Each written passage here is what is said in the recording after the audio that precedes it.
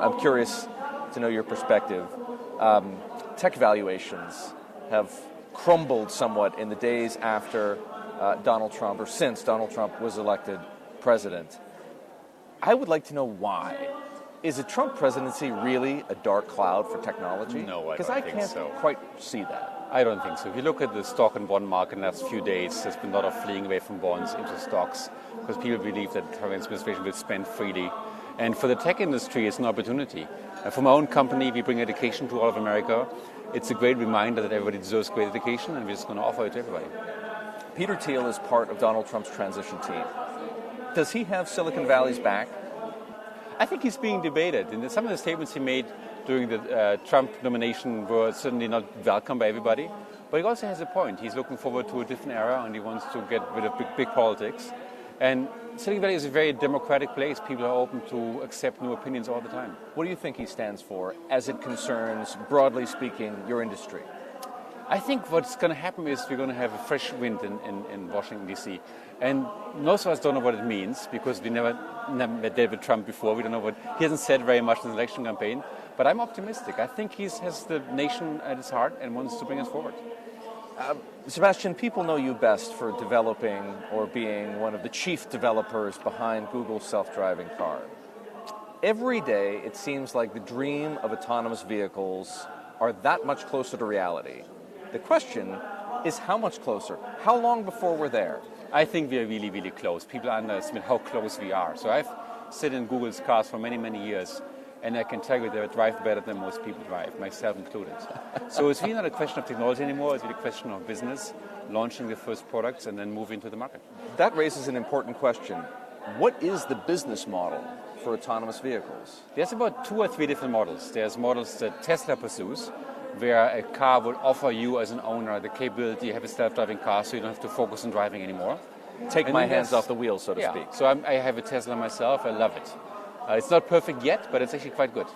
And the other one is transportation as a service, where you have an Uber-like company, a Didi, a Lyft, where you go to your phone and you order your car, it comes, picks you up, and then you get transported wherever you want to go, and you just wave it goodbye and it serves somebody else.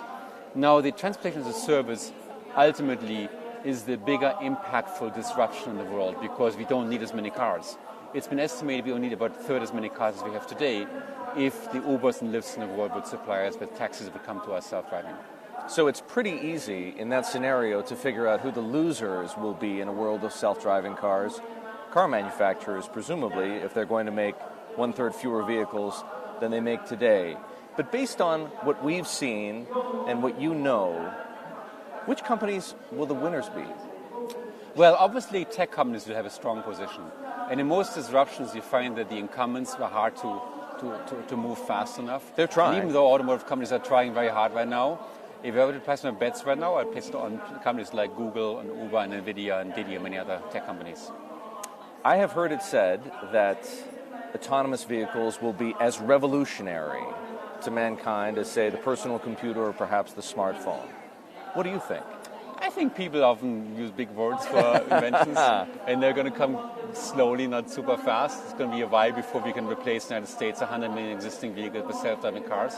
But yes, they will be revolutionary, and the winners will be the American family. The American family spends on average something like $40 a day on transportation, a huge amount of money, and we can make this much less expensive. Well, if we're going to talk about revolutionary forces, which ones would you put your money on? Which ones do you think have the most promise, the most power when it comes to transforming the way we live, the way we behave, the way we spend money?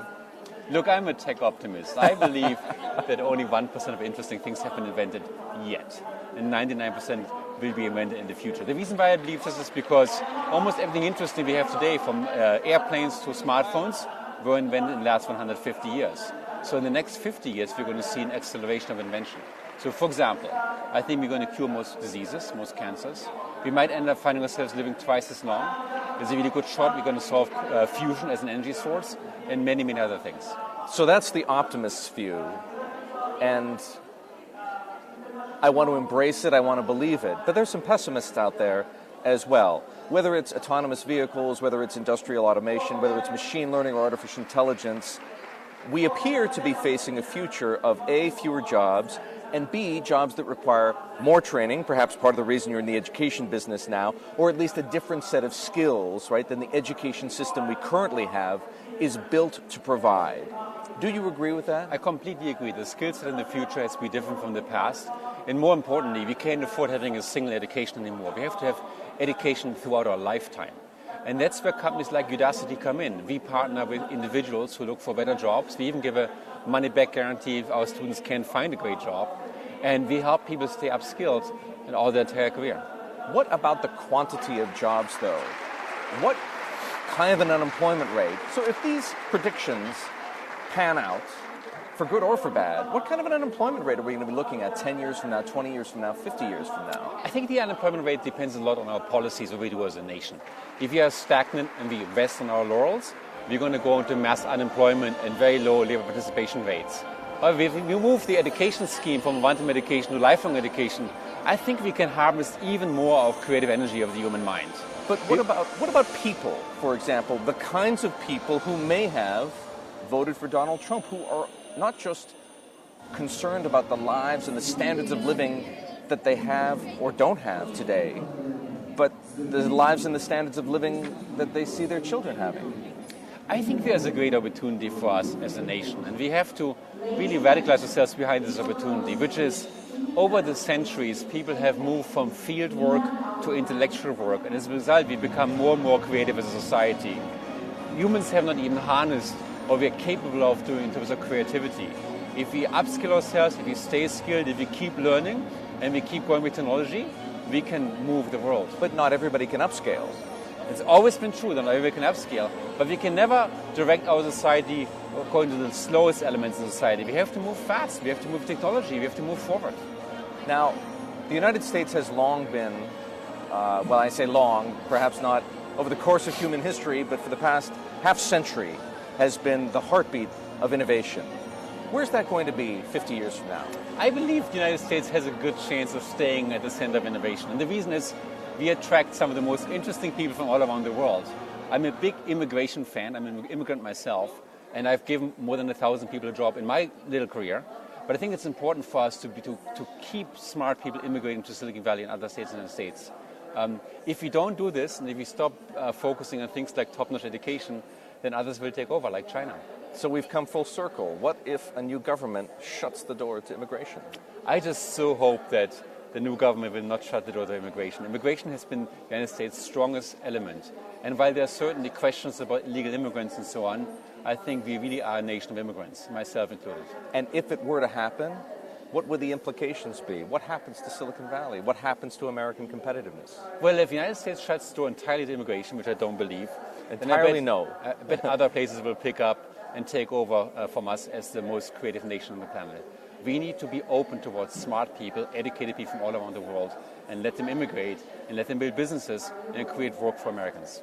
And Sebastian, to conclude, of all the trends and undercurrents in technology today and what's on the horizon tomorrow, what excites you the most? I'm really intrigued by recent progress in transportation, not just self-driving car. I envision at some point flying cars. I'm really stoked by work in medicine, on diagnostics. There's a lot of work on finding cancer long before it becomes symptomatic, which is really interesting. And I'm psyched by education. Now we can finally democratize education around the world. I'm currently in Saudi Arabia. We're opening Udacity offices here in Riyadh to teach the Middle East great computer programming skills. That level of access to education has hitherto not been available. I'm really excited about this.